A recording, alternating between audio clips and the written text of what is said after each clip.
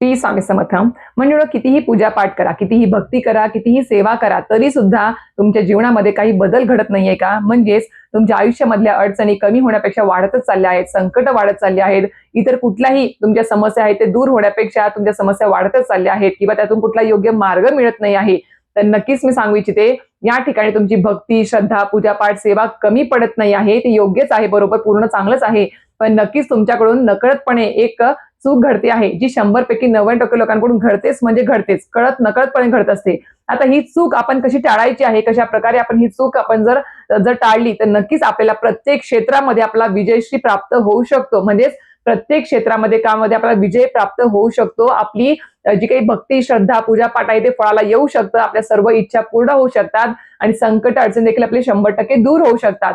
फक्त एक चूक आपल्याला टाळायची आहे, एक चूक आपल्याला पूर्णपणे बंद करायची आहे ती. तर ती चूक काय आहे ही नक्कीच मला जाणून घ्यायची इच्छा असेलच, तर नक्कीच माझे YouTube चॅनल शीतल स्वामी सेवा चॅनल व्हिजिट करा. तर संपूर्ण माहितीचा व्हिडिओ आलेला आहे. लिंक तुम्हाला व्हिडिओच्या खाली भेटून जाईल.